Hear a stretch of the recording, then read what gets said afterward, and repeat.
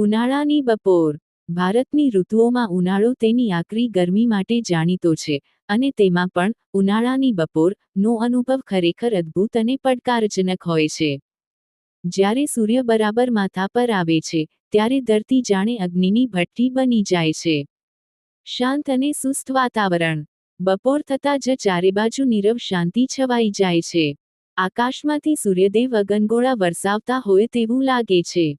રસ્તાઓ સુમસામ બની જાય છે અને લોકો ગરમીથી બચવા માટે પોતાના ઘરોમાં કે ઓફિસોમાં ભરાઈ જાય છે.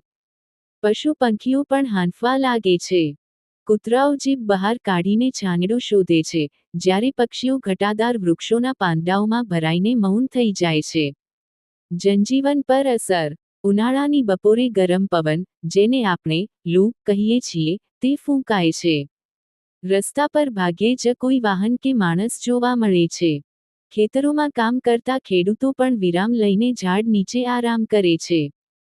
શહેરોમાં બજારો બંધ જેવી લાગે છે અને લોકો ઠંડા પીણા, આઈસ્ક્રીમ કે શેરડીના રસનો સહારો લઈને ગરમીને મ્હાત આપવાનો પ્રયત્ન કરે છે.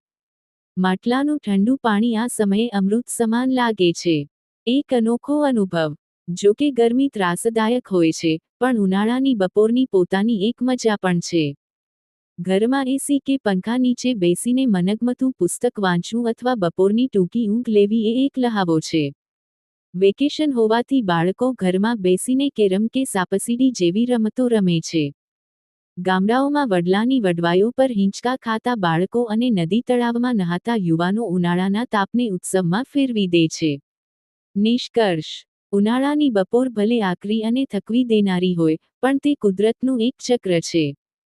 તે આપણને છાંયડાની કિંમત અને જળનું મહત્વ સમજાવે છે. સાંજ પડતાની સાથે જ જ્યારે ઠંડો પવન લહેરાય છે, ત્યારે આ જ આકરી બપોરનો થાક ઉતરી જાય છે.